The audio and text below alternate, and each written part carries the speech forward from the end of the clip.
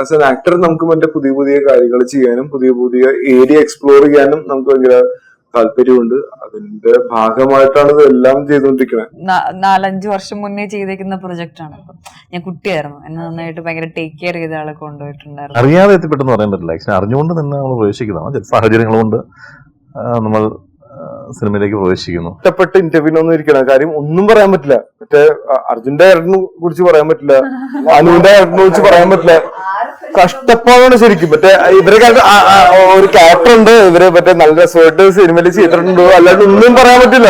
മഞ്ജുച്ചയ്ക്ക് ആണെങ്കിൽ ഭയങ്കര പ്രൊഫഷണൽ ആയിട്ടുള്ള ഒരാളാണ്. Professional at the same time നമ്മളെ ഭയങ്കര കംഫർട്ടബിൾ ആക്കി ഒരു വാം ആയിട്ടുള്ള ഒരു പേഴ്സൺ ആണ്. മലയാളം മൂവി ഇൻഡസ്ട്രി 20 years ആയിട്ടല്ല, അതിനു മുമ്പും മറ്റേ എക്സ്ട്രാordinary ആയിട്ട് വളർന്നുകൊണ്ടിരിക്കുന്ന ഒരു ഇൻഡസ്ട്രിയാണ് അത്. ഒരു സെറ്റ് ഇപ്പൊ എത്ര ലേറ്റ് നൈറ്റ് ഷൂട്ട് ആണെങ്കിലും എത്ര രാവിലെ വന്നിട്ടാണെങ്കിലും ആളുടെ ഒരു നമ്മളിപ്പോ ഒരു ടൈമൊക്കെ കഴിയുമ്പോൾ നമ്മൾ സൈഡാവും ഷെയ്ഡാവും. ബട്ട് രാവിലെ വന്ന് രാത്രി 2 മണി 3 മണി വരെ ഷൂട്ട് പോയിട്ടുണ്ടാകുമ്പോ ഞാൻ മാത്രമല്ല, ഈ സിനിമ സ്വപ്നം കാണുന്ന എല്ലാ ഡയറക്ടേഴ്സും ഇതുപോലൊരു ദിവസം സ്വപ്നം കണ്ട് തന്നെയാണ് അവര്. അതാണ് ആക്ച്വലി ഫ്യൂവൽ, നമുക്ക് ചാൻസ് ചോദിക്കാനും.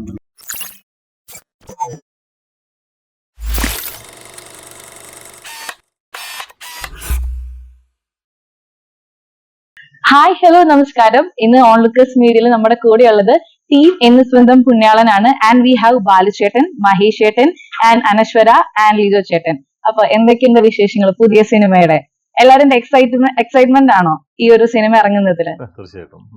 പുതിയൊരു സിനിമ ഇറങ്ങുമ്പോൾ പ്രത്യേകിച്ച് ഒരു കൂട്ടായ പരിശ്രമത്തിന്റെ ഫലമായിട്ട് നമ്മൾ കുറെ നാളുകളുടെ കാത്തിരിപ്പിന് ശേഷം ഇറക്കുന്നതാണ്. അപ്പോൾ ഒബിയസ്ലി എല്ലാവരും എക്സൈറ്റഡ് ആണ്. പ്രത്യേകിച്ച് വിഷ്വൽസ് കണ്ടു കഴിഞ്ഞപ്പോഴത്തേക്കും അത് വലിയൊരു തിയേറ്റർ അനുഭവം തന്നെയാണ് സിനിമ. ഇപ്പം പ്രൊഡ്യൂസറിലോട്ട് വരികയാണെങ്കിൽ ഭയങ്കര ആക്റ്റീവ് ആയിട്ടുള്ള ഒരാളാണ്. സെറ്റിൽ എങ്ങനെയാ ഇത്രയും ഭയങ്കര ആക്റ്റീവ് ആയിട്ടുള്ള എങ്ങനെയാ ഭയങ്കര ആക്റ്റീവ് ആയിട്ടുള്ള ഒരാളാണോ? യെസ്. അപ്പൊ അതൊരു സെറ്റിൽ അത് പ്രതിഫലിക്കാറുണ്ട്. ഒരു ടെൻഷൻ സാറിന് വരാറില്ല. അതാണ് എനിക്ക് കുറച്ചുകൂടി ഈസി ആയിട്ട് പോവാൻ. എനിക്ക് ടെൻഷൻ ഇല്ലാത്തതാണ്. വരാറില്ല സാറിന്. നമ്മളൊക്കെ ടെൻഷൻ അടിച്ചിട്ട് ഇങ്ങനെ ആളെ കണ്ടാ മതി, ഒന്ന് ഹാപ്പി ആയിട്ടിരിക്കണം. സാറിന്റെ ഫസ്റ്റ് ഫിലിമാണ്. 2024 ഒരു ഷോർട്ട് ഫിലിം ഉണ്ടായിരുന്നു. ആൻഡ് 2025 ആയപ്പോഴത്തേനും ഒരു ഫീച്ചർ ഫിലിമിലോട്ട് വന്നിരിക്കുകയാണ്. അപ്പം ആദ്യമായിട്ട് ഈ ഒരു കഥ കേട്ടപ്പോ നമുക്ക് എപ്പോഴും നമ്മുടെ ആ ഒരു ഫസ്റ്റ് ഫിലിം എപ്പോഴും ബെസ്റ്റ് ആയിരിക്കണം എന്നുണ്ടായിരിക്കല്ലോ. ആദ്യമായിട്ട് ഈ കഥ കേട്ടപ്പോ എന്താ സ്ട്രൈക്ക് ചെയ്തത് ഫസ്റ്റ് ആയിട്ട്? ലൈക്ക് അല്ലെങ്കിൽ ഇത് നമുക്ക് ചെയ്യുമ്പോൾ വർക്ക് ആവും എന്ന് തോന്നി എന്ത് കാര്യമാണ് സ്ട്രൈക്ക് ചെയ്തത്? ആക്ച്വലി എനിക്ക് ഇഷ്ടമുള്ള ടൈപ്പ് ഓഫ് പരിപാടി എന്ന് പറയുന്നത് കുറച്ചുകൂടെ ഈ എക്സെൻട്രിക് ആയിട്ടുള്ള കുറച്ചുകൂടി നോൺ ലീനിയർ ഹൈപ്പർ ലിങ്ക് അത്തരത്തിലുള്ള കഥകളാണ് ഞാൻ എഴുതുകയും സിനിമ ചെയ്യാൻ ട്രൈ ചെയ്തുകൊണ്ട് നടന്നത്. അപ്പൊ ഈ കഥ അത്തരത്തിലൊരു ടൈപ്പ് ഓഫ് പരിപാടിയല്ല. എങ്കിലും എനിക്കിത് ഭയങ്കരമായിട്ട് എന്നെ എക്സൈറ്റ് ചെയ്യിപ്പിച്ചു എന്ന് പറഞ്ഞാൽ ഒരു ഫാന്റസി, ഇതിലൊരു ഫാന്റസി എലമെന്റ് ഉണ്ട്, ഒരു ത്രില്ലർ ടൈപ്പ് ഓഫ് പരിപാടിയുണ്ട്, കോമഡി. എല്ലാവർക്കും ഇഷ്ടപ്പെടുന്ന തരത്തിലുള്ള ഒരു ഫാമിലി ആയിട്ട് യങ്സ്റ്റേഴ്സ് ആവട്ടെ, ത്രില്ലർ ഇഷ്ടപ്പെടുന്ന ആളുകളാവട്ടെ, എല്ലാവർക്കും ഇഷ്ടപ്പെടുന്ന തരത്തിലുള്ള ഒരു സ്ക്രിപ്റ്റ് ആണ്. എന്റെ സുഹൃത്താണ് സാം. ഓക്കെ, പ്രേക്ഷകർ വരുമ്പോ എന്ത് എക്സ്പെക്ട് ചെയ്ത് വരണം? സാറിന് ഫസ്റ്റ് ഫിലിമാണ്, എന്ത് എക്സ്പെക്ടേഷൻ കൊടുക്കാനുള്ളത്? ഒരു ഇപ്പോ അനശ്വര, ബാലുചേട്ടൻ, അർജുൻ അശോകനൊക്കെ ഒരു ഡിഫറെന്റ് ആയിട്ടുള്ള ഒരു ക്യാരക്ടറാണ് ഈ സിനിമയിൽ. നിങ്ങൾ ഇതുവരെ കാണാത്ത ഒരു അർജുൻ ചേട്ടനെ, ബാലുചേട്ടനെ, അനശ്വരയെ കാണാൻ പറ്റും. രണ്ടാമത് ഇത് നമ്മൾ ട്രെയിലറും ടീസറൊക്കെ കാണുമ്പോൾ കിട്ടിയ റിവ്യൂസ് ഉണ്ടല്ലോ. സോ ആ ഒരു എക്സ്പെക്ടേഷൻ ഒരിക്കലും ഈ സിനിമ ബ്രേക്ക് ചെയ്യില്ല. ഓക്കെ, ഇത് പറഞ്ഞപ്പോഴാണ് ബാലുചേട്ടൻ ഞങ്ങളിപ്പോഴും സ്റ്റിൽ അംബ്രോസിൽ സ്റ്റക്കായി നിൽക്കാണ് ഹണിബീയില്. എന്റെ ഏറ്റവും കൂടുതൽ പേഴ്സണലി ഭയങ്കര ഫേവറേറ്റ് ആയിട്ടുള്ള ഒരു ക്യാരക്ടറാണ്. അപ്പൊ ചേട്ടൻ എങ്ങനെയാ അങ്ങനത്തെ ഒരു മൂഡ് പടം പിടിക്കാനാണോ, അല്ലെങ്കിൽ അങ്ങനത്തെ ഒരു പടം സെലക്ട് ചെയ്യാനാണോ താല്പര്യം? ഓർ വേഴ്സറ്റൈൽ ആയിട്ടുള്ള മൂവീസ്, ചലഞ്ചിങ് ആയിട്ടുള്ള മൂവീസ് ചെയ്യാനാണോ താല്പര്യം? ഡെഫിനറ്റ്ലി ആസ് ആൻ ആക്ടർ നമുക്ക് മറ്റേ പല പല കാര്യങ്ങൾ ചെയ്ത് നോക്കാനാണ് താല്പര്യം. അംബ്രോസിയം ചെയ്തിട്ടുണ്ട്, പക്ഷേ ആസ് ആൻ ആക്ടർ നമുക്ക് മറ്റേ പുതിയ പുതിയ കാര്യങ്ങൾ ചെയ്യാനും പുതിയ പുതിയ ഏരിയ എക്സ്പ്ലോർ ചെയ്യാനും നമുക്ക് ഭയങ്കര താല്പര്യമുണ്ട്. അതിന്റെ ഭാഗമായിട്ടാണ് ഇതെല്ലാം ചെയ്തുകൊണ്ടിരിക്കുന്നത്.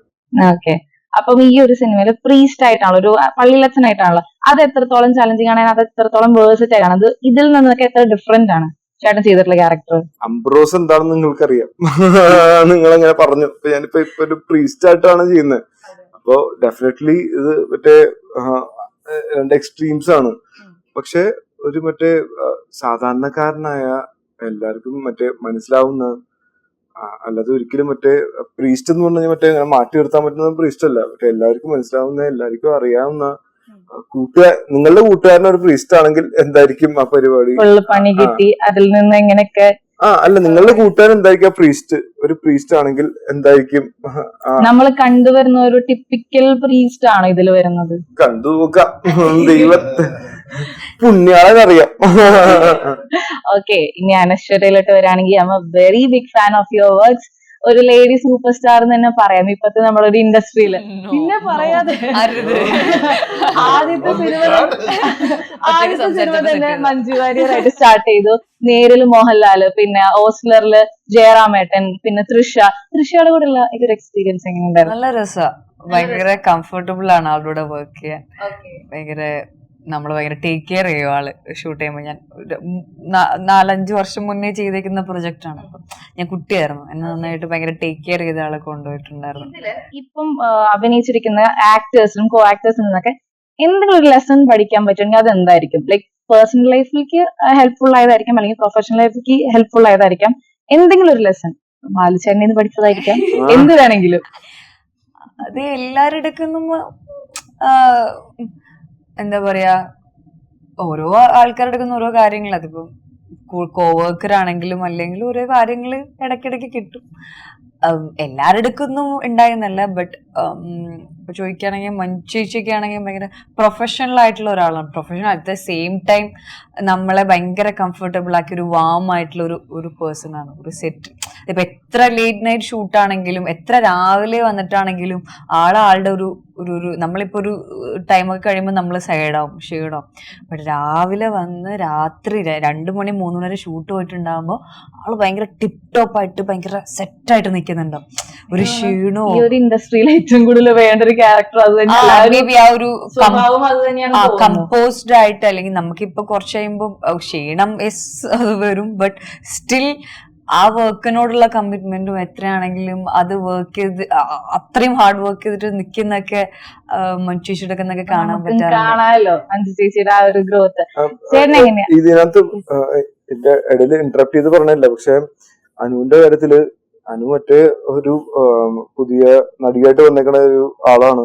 പക്ഷെ ഇവള് മറ്റേ അഭിനയിക്കാൻ വേണ്ടി വന്നു കഴിഞ്ഞാൽ മറ്റേ എന്താണ് ഇന്നെന്താ സീൻ എന്നാ ആ സാധനം ഏത് സ്കെയിലാണ് സാധനം പിടിച്ചിട്ട് മറ്റേ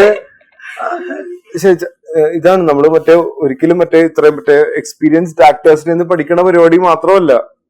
എനിക്ക് മനസ്സിലാക്കുന്ന കാര്യമാണ്. കാര്യം ഞാൻ ഇവളുടെ നിന്ന് പഠിച്ചേക്കുന്ന കാര്യങ്ങളാ. സ്പോട്ട് എന്താ ഇന്ന് എന്താ മീറ്റർ, ഇന്ന് ഏതാ മീറ്റർ 4.5 ഓക്കെ എന്നിട്ട് മറ്റേ കരച്ചിലാണ് കരച്ചിൽ. മറ്റേ ഡിപ്രഷൻ എന്നൊക്കെ പറഞ്ഞ അങ്ങേ അറ്റമാണ്. ചേച്ചി പോലത്തെ അത്രയും വലിയ ആർട്ടിസ്റ്റുകളാണ് അങ്ങനെ നമ്മൾ കേട്ടിട്ടുള്ളത്. റിയലി ഗ്ലിസറിൻ ഇല്ലാതെ ഒരു സീൻ, ഇമോഷണൽ സീനാണ്. അനു കുറച്ച് കണ്ണുനീര് വരണം എന്ന് പറയുമ്പോ കുറച്ച് കണ്ണുനീര് തോന്നുമ്പോ മറ്റേ കണ്ണിന് കുറച്ച് ഒരു പോയിന്റ് ഇങ്ങനെ വീഴണോ അല്ലെങ്കിൽ മറ്റേ താഴത്തേക്ക് വീഴണോ. ശരിക്കും കളിയാക്കല്ല ശരിക്കും ചെയ്യും. ഇത് ശരിക്കും ഒരു മനുഷ്യന് ചെയ്യാൻ പറ്റൂ.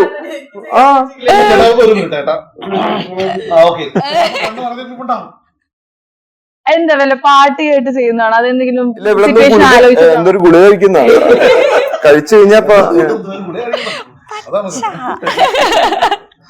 ഓക്കെ, അപ്പൊ ലിജു ചേട്ടനിലേക്ക് വരുമ്പോഴത്തേനും സിനിമ ഓൾറെഡി ഒരു സ്വപ്നമായിരുന്നു, ഒരു പ്രൊഡ്യൂസർ ആവാന്നുള്ളത്. സിനിമയായിരുന്നു ഇഷ്ടം? എന്തായിരുന്നു ഇഷ്ടം?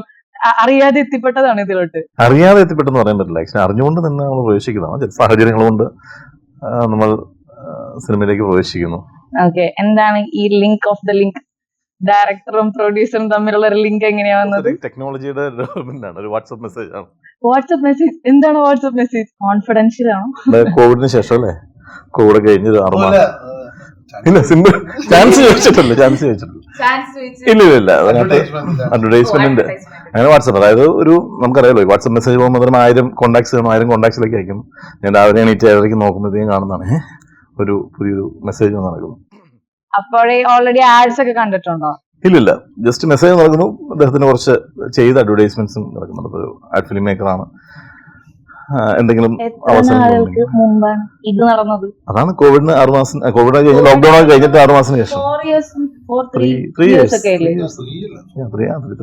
3 years ഇപ്പുറം ഇപ്പോഴാണ് നമ്മുടെ ആ ഒരു പ്രൊജക്ട് ഓൺ ആയത്. അങ്ങനെ പറയാൻ പറ്റില്ല. ഇത് അതിന് മൂവി ചോദിച്ചോണ്ടല്ലോ, മൂവി അങ്ങനെ ഒരു സംഭവം അല്ല. ആക്ച്വലി അഡ്വർടൈസ്മെന്റ് ചെയ്യാനായിട്ട്, നമ്മളുടെ പ്രൊജക്ട്സിന്റെ അഡ്വർടൈസ്മെന്റ് ചെയ്യാനായിട്ട് ചോദിച്ചിരുന്നു.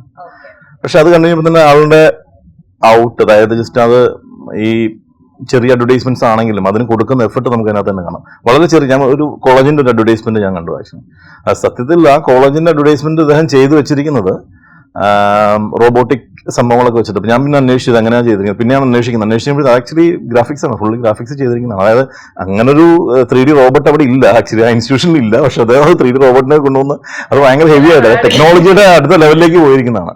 അപ്പൊ സത്യത്തിൽ മെസ്സേജ് കണ്ടു കഴിഞ്ഞപ്പോഴത്തേക്കും ഞാൻ ജസ്റ്റ് അടുത്ത് നമ്മളുടെ തന്നെ ഒരു കോർഡിനേറ്റർ ഉണ്ട്, അദ്ദേഹത്തെ വിളിച്ചു പറഞ്ഞു ഇത് ഒരു സ്കില്ലുള്ള ആളാണ്, അതുകൊണ്ട് ജസ്റ്റ് ഒന്ന് കണക്ട് ചെയ്തെടുത്ത് വരാൻ പറയാൻ പറഞ്ഞു. അല്ല, ചേട്ടന്റെ ഇപ്പം എന്തെങ്കിലും ഒരു പ്രൊജക്ട് ചെയ്യുമ്പോൾ ചേട്ടന് നല്ല എന്തെങ്കിലും സിഗ്നേച്ചർ ആയിട്ട് ചേട്ടൻ എന്താ ആഡ് ചെയ്യുക? ചേട്ടന്റെ ഒരു ക്രിയേറ്റീവ് സൈഡിൽ നിന്ന് എന്തായിരിക്കും? ലൈക് നമുക്കൊരു പ്രൊജക്ട് കാണുമ്പോൾ ഓക്കെ ഇത് ചേട്ടന്റെ ആണ് എന്ന് മനസ്സിലാവുന്ന വിധത്തിൽ എന്തെങ്കിലും ഒരു സിഗ്നേച്ചർ ആഡ് ചെയ്യാറുണ്ടോ? ഒരു മേക്കിംഗ് സ്റ്റൈൽ ആണെങ്കിലും നന്നാക്കാൻ ശ്രമിക്കുക എന്നുള്ളതല്ല, നമ്മൾ മാക്സിമം എഫേർട്ട് ഇട്ടിട്ട് ഹാർഡ് വർക്ക് ചെയ്ത് നന്നാക്കുക എന്നുള്ളതാണ്. അത് കൃത്യമായിട്ട് ഞാൻ പറയാം. അതായത് ഇതിനകത്ത് സിഗ്നേച്ചർ എവിടെയാണെന്നുള്ളതല്ല, സിഗ്നേച്ചർ എല്ലാത്തിലും കാണുന്നുള്ളതാണ്. അതായത് ഇപ്പം ഈ പോസ്റ്റർ മുതൽ ഇപ്പൊ ഫസ്റ്റ് ബാക്കിലിരിക്കുന്ന പോസ്റ്റർ അല്ലോ, ആദ്യത്തെ നടുക്കിരിക്കുന്ന പോസ്റ്റർ നോക്കിയാൽ കാണാം അത് ഒരു സാധാരണ നോർമൽ പോസ്റ്റർ അല്ല. ആക്ച്വലി പോസ്റ്ററിനകത്ത് നിങ്ങൾ നോക്കുമ്പോൾ സാധാരണ പോസ്റ്റർ ആണെങ്കിൽ അതിനകത്ത് കുറെ രഹസ്യങ്ങൾ ഒളിച്ചു വെച്ചിട്ടുണ്ട്. അത് സിനിമ കഴിയുമ്പോഴേ നിങ്ങൾക്ക് മനസ്സിലാവുള്ളൂ രഹസ്യങ്ങളെ കുറിച്ചിട്ട്. അപ്പൊ അതുപോലെ ഓരോന്നും അതുപോലെ ക്രിയേറ്റീവ് ആയിട്ട് ചെയ്തിരിക്കുന്ന സംഭവങ്ങളാണ്. ചേട്ടൻ തന്നെയാണോ ഡിസൈൻ ചെയ്തത്? ഡിസൈൻ പറഞ്ഞ് സീറോ ഉണ്ണി എന്ന് പറയുന്ന വളരെ നന്നായിട്ട് ചെയ്തിട്ടുണ്ട്. മറ്റേ കഷ്ടപ്പെട്ട് ഇന്റർവ്യൂവിന് ഒന്നും ഇരിക്കണം, കാര്യം ഒന്നും പറയാൻ പറ്റില്ല. മറ്റേ അർജുന്റെ ക്യാരക്ടറിനെ കുറിച്ച് പറയാൻ പറ്റില്ല, അനുവിന്റെ ക്യാരക്ടറിനെ കുറിച്ച് പറയാൻ പറ്റില്ല. കഷ്ടപ്പാടാണ് ശരിക്കും. മറ്റേ ഇവരെ ഒരു ക്യാരക്ടർ ഉണ്ട്, ഇവര് മറ്റേ നല്ല രസമായിട്ട് സിനിമയിൽ ചെയ്തിട്ടുണ്ടോ, അല്ലാണ്ട് ഒന്നും പറയാൻ പറ്റില്ല. അതിൽ കൂടുതൽ പറ്റില്ല. അത് മനസ്സിലാക്കാമല്ലോ നമ്മൾ പറയാൻ ഉദ്ദേശിക്കുന്നത്.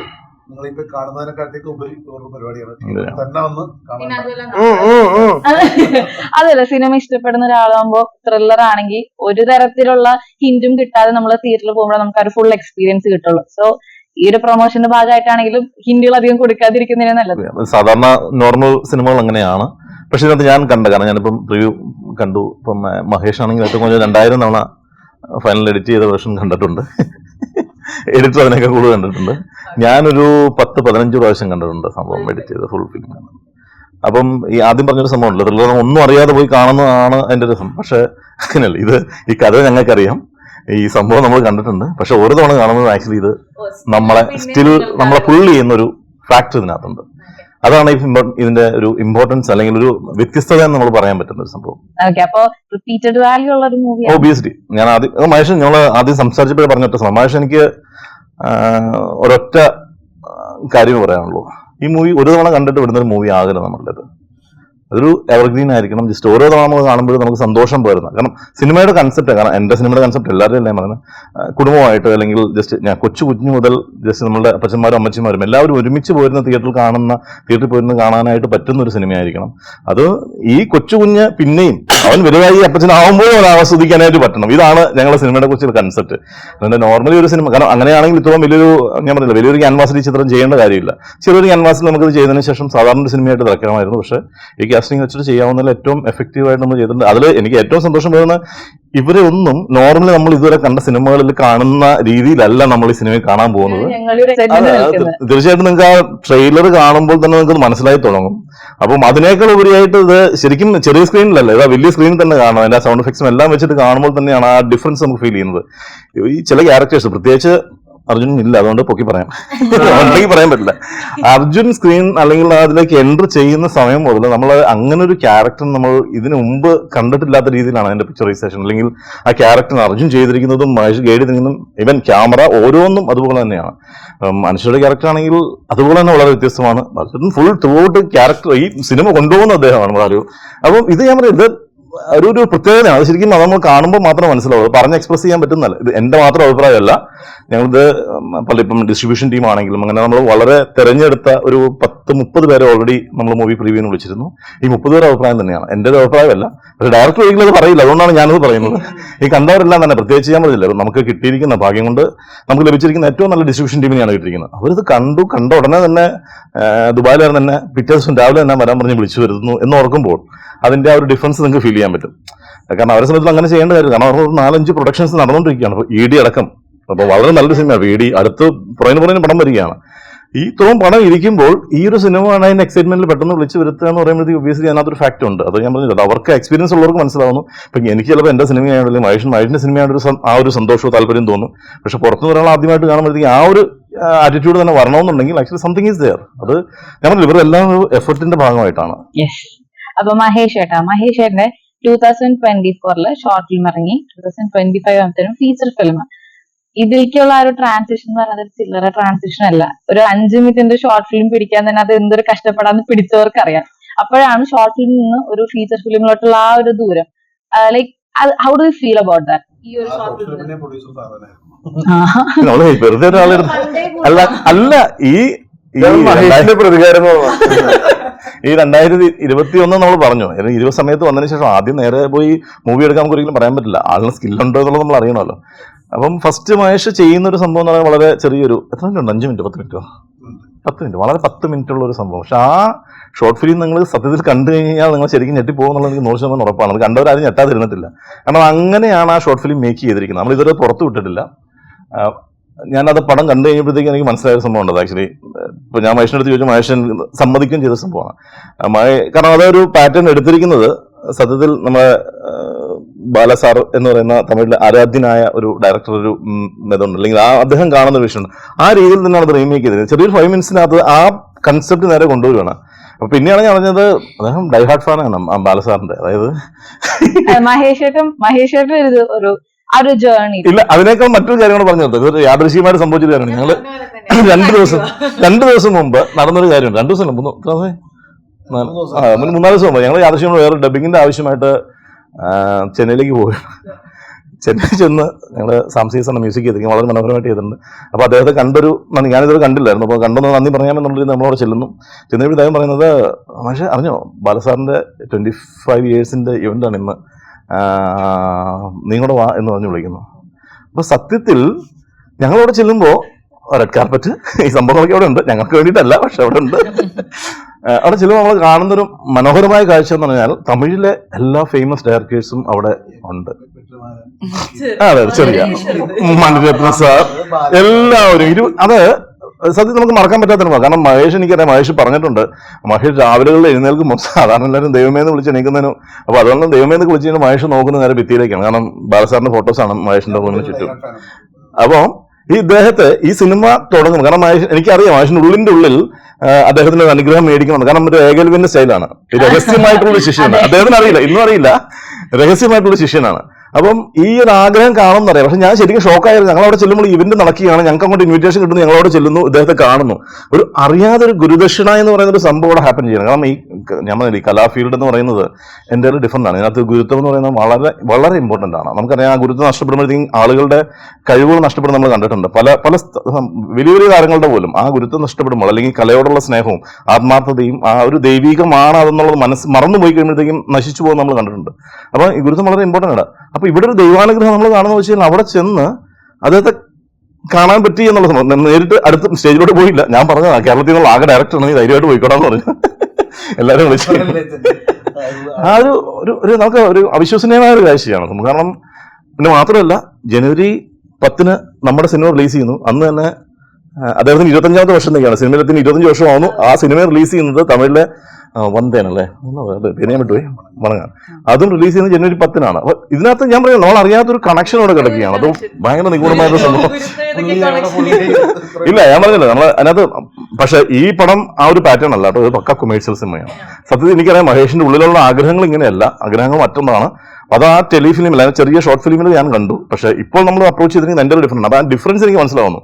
അതായത് ഒരു ലെവലിൽ നിന്ന് ചെറിയൊരു ഒരു ആംഗിളിൽ നിന്ന് എൻ്റെ ഡിഫറെന്റ് ആയിട്ടുള്ള ആ സിനിമയുടെ യാതൊരു പ്രതിഫലനം നമുക്ക് ഇവിടെ കാണാൻ പറ്റില്ല. ഇത് വളരെ വിശാലമായ ഒരു ക്യാമ്പസിലേക്ക് പക്ക ഒരു മാസ് എന്റർടൈനർ നമുക്ക് മാസ് എന്ന് പറയുമ്പോൾ അടിയിടി എന്നുള്ളതല്ല പറയുന്നത്, പക്ഷെ ഇതിനകത്ത് നമ്മളെ കൊണ്ടുപോകുന്ന ഒരു രീതിയുണ്ട്. എഡ്ജ് ഓഫ് ദ സീറ്റ് ആണ്. ഓക്കെ, അപ്പൊ മഹേഷ് ചേട്ടന്റെ സന്തോഷം സാറ്. ആക്ച്വലി റിവ്യൂ കണ്ടിട്ട് കുറച്ച് ആയിട്ടുള്ളൂ സാർ. നമുക്ക് വേണ്ടി നമുക്കൊരു അവസരം തന്നു, നമുക്ക് വേണ്ടി പൈസ ചെലവാക്കിയ ഒരാളുടെ അതിൽ നിന്ന് ഇങ്ങനെ ഒരു അപ്രീസിയേഷൻ കിട്ടും. സാർ അങ്ങനെ എല്ലാം അങ്ങ് ഓക്കെ പറയുന്ന ടൈപ്പ് ഓഫ് ആണല്ല പുള്ളി. ഇഷ്കനാണ്. പുള്ളി കണ്ടിട്ട് അങ്ങനെ അഭിപ്രായം പറയാൻ ഭയങ്കര സന്തോഷം. ഈ എല്ലാവരും അങ്ങനെ എല്ലാവരും അഭിപ്രായം ഓഡിയൻസിന്. ബാലുചേട്ടന്റെ ഫസ്റ്റത്തെ അരങ്ങേറ്റം ഏതില 2005 ചാന്തുപൊട്ടില് മുഖം കാണിച്ചിട്ടാണ്. ഇതിപ്പം ഇതിപ്പോ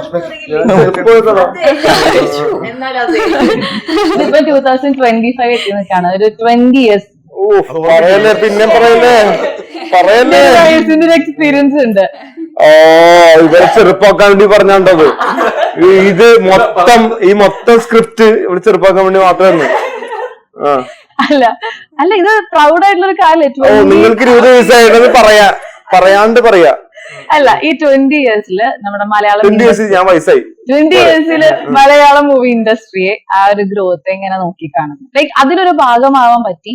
ആൻഡ് അത് 20 years ആയിട്ട് ചേട്ടൻ അത് കണ്ടുകൊണ്ടിരിക്കും. മലയാളം മൂവി ഇൻഡസ്ട്രി 20 years ആയിട്ടല്ല, അതിനു മുമ്പും മറ്റേ എക്സ്ട്രാordinary ആയിട്ട് വളർന്നുകൊണ്ടിരിക്കുന്ന ഒരു ഇൻഡസ്ട്രിയാണ് അത്. മറ്റേ ചെമ്മീൻ റിലീസായ സമയത്തും അത് കഴിഞ്ഞ് തൂവാനത്തുമ്പേ റിലീസായ സമയത്തും ഇപ്പൊ ഏറ്റവും ലേറ്റസ്റ്റ് ഇപ്പം മഞ്ഞുമൽ ബോയ്സ് റിലീസായ സമയത്തും ബ്രഹ്മയുഗം റിലീസായ സമയത്തും പുതിയതാണ് ഇവിടെ നടന്നുകൊണ്ടിരിക്കണേ. അപ്പൊ so happy to be in this industry. അത്രയും എനിക്ക് പറയാനുള്ളൂ. അർജുൻ ചേട്ടൻ ഇവിടെ ഇല്ലെങ്കിലും ഞാൻ പറയാ, IFFK ബ്രഹ്മയുഗം ഇട്ടപ്പോ ആ ഒരു ഓഡിയൻസ് റെസ്പോൺസ് ഞാൻ നേരിട്ട് കണ്ടത്.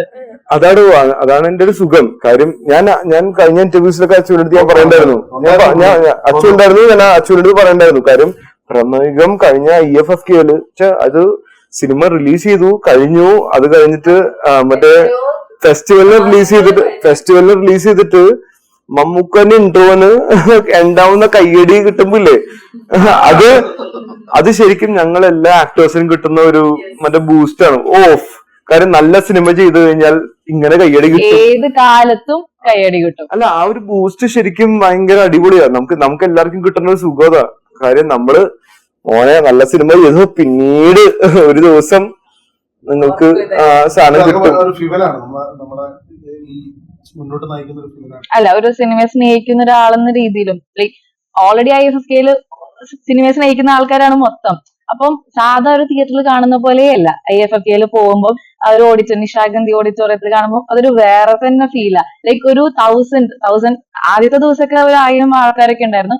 ഒരു 300-400 ആൾക്കാരൊക്കെ കൂടെ ഒരുമിച്ച് ആ ഒരു പടം ഓൾറെഡി നമ്മൾ കണ്ട പടം, പക്ഷെ പിന്നെ അത് കണ്ട് പിന്നെയും അതിന്റെ ഒരു കൈയടിക്ക് കിട്ടുമ്പോൾ like we R proud of you guys.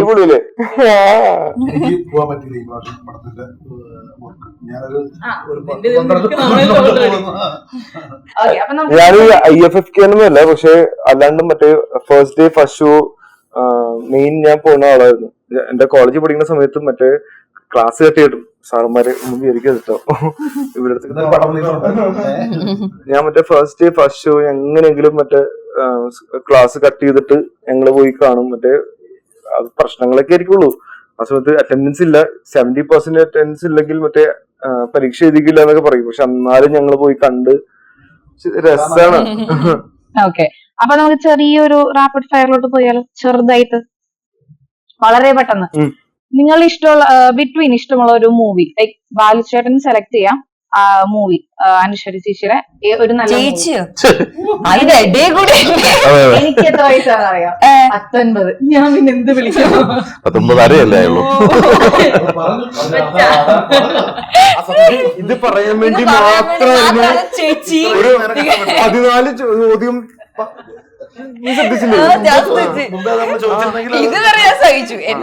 എന്നാ അനശ്വര പറയൂ. അല്ല, ഓക്കെ, ബാലചേട്ടൻ പറ, ഏറ്റവും ഇഷ്ടമുള്ള ഒരു മൂവി ഏതാ? അനശ്വരയുടെ എന്ന് സ്വന്തം പുണ്യാളൻ. കാര്യം നല്ല സുഖം അഭിനയിച്ചിട്ടുള്ളൂ. വായിക്കൊന്നുമില്ല. അതിനേക്കാൾ മനോഹരമായിട്ട് ചെയ്തു എന്നാണോ? നന്നായിട്ട് അഭിനയിച്ചിട്ട് പറഞ്ഞാൽ ബാക്കി മോശമാണെന്നല്ല പറഞ്ഞത്, നല്ല സുഖം അഭിനയിച്ചിട്ടുണ്ട്. ഓക്കെ, ഇനി അനശ്വരയ്ക്ക് പുണ്യാളൻ.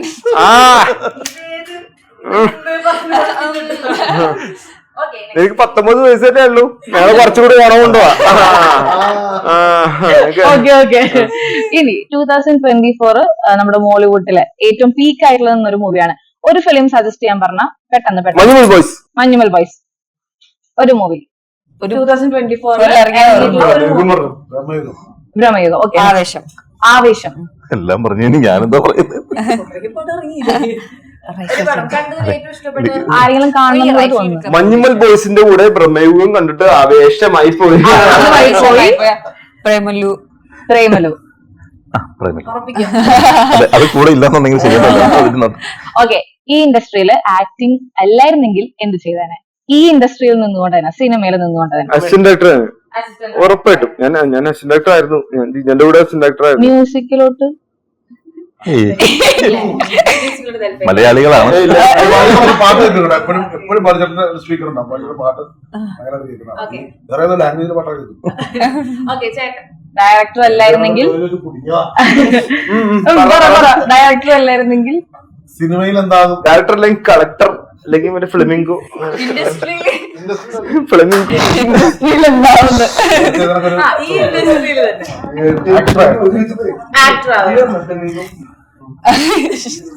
അത് വേറെ യൂണിവേഴ്സ്. എന്ത് മൃഗമായതിന് അത് ഞാനവിടെ കേട്ടു. പിന്നെ റിവീൽ ചെയ്യേണ്ടെന്ന് ഞാൻ ചോദിക്കാത്തതാ. അനശ്വര എന്തായാനെ? ആക്ടർ അല്ലെങ്കിൽ ഇപ്പൊ എന്താ സത്യമായിട്ട് എനിക്ക് വേറെ പണി അറിയില്ല. സത്യസന്ധമായി AD ടീമിൽ ഇറങ്ങിയാനെ, മേ ബി ഡയറക്ഷൻ ടീമിൽ ഇറങ്ങിയാനെ. വേറൊന്നും പ്രതീക്ഷിക്കാനല്ലോ. ഇല്ലല്ലോ. കാര്യം നമുക്കൊരു ബിസ്സല്ല. അപ്പം എനിക്കിതിൽ ആദ്യം ലാസ്റ്റ് ആയിട്ടുള്ള ക്വസ്റ്റ്യൻ ആണ് മഹേഷിന്റെ അടുത്ത് ചോദിക്കാനുള്ളത്. ഫിലിം പണ്ട് തൊട്ടേ മനസ്സിലുണ്ടായിരിക്കണല്ലോ, എന്നാലാണല്ലോ നമ്മളിപ്പോ ഒരു ഡയറക്ടർ. ലൈക്ക് നമ്മൾ സത്യം പറഞ്ഞു കഴിഞ്ഞാൽ ആ ഒരു സ്വപ്നം നമ്മളത് യാഥാർത്ഥ്യമാക്കുന്ന വരെ നമുക്ക് സിനിമ ഭ്രാന്ത് എന്നായിരിക്കും ആൾക്കാർ പറയാം. നമ്മളത് യാഥാർത്ഥ്യമാക്കുമ്പോഴേ നമ്മൾ ശരിക്കും ഒരു അറിയപ്പെടണം, അല്ലെങ്കിൽ നമ്മൾ അതിൽ നിൽക്കുന്നുള്ളൂ. ഒരു സിനിമ എന്ന് പറയുന്നത് സീരിയസ് ആയിട്ടുള്ള ഒരു നിൽക്കുക, അല്ലെങ്കിൽ മൊത്തം ഈ ഇൻഡസ്ട്രി ഒട്ടും ഇതിലല്ലാത്ത, ഒരു ഫ്ലെക്സിബിൾ അല്ലാത്ത പോലത്തെ രീതിയിലാണ്. അപ്പം ചേട്ടന്റെ ഒരു ഇന്നർ ചൈൽഡ്, ലൈക്ക് ഒരു കൊച്ചായിട്ട് ചേട്ടൻ അന്ന് ഡ്രീം ചെയ്തിട്ടുണ്ട് ഇന്ന് ഇതുപോലത്തെ ഒരു ഡയറക്ടർ ആണെന്ന്. So like how do you feel? ഇതുമായിട്ട് ഗീവ് അപ്പ് ചെയ്തില്ല. ഞാൻ മാത്രമല്ല, ഈ സിനിമ സ്വപ്നം കാണുന്ന എല്ലാ ഡയറക്ടേഴ്സും ഇതുപോലൊരു ദിവസം സ്വപ്നം കണ്ട് തന്നെയാണ് അവര്. അതാണ് ആക്ച്വലി ഫ്യൂവൽ. നമുക്ക് ചാൻസ് ചോദിക്കാനും പുതിയ പുതിയ കഥകൾ എഴുതാനും ഒക്കെയുള്ള കോളേജ് കഴിഞ്ഞാൽ തൊട്ടേ എനിക്കറിയാം നമ്മളെ പരിപാടി ഇത് തന്നെയാണ്. കലാപരമായിട്ടുള്ള പരിപാടികൾക്കാണ് കൂട്ടിക്കാട് തൊട്ടേ ഒരു താല്പര്യം.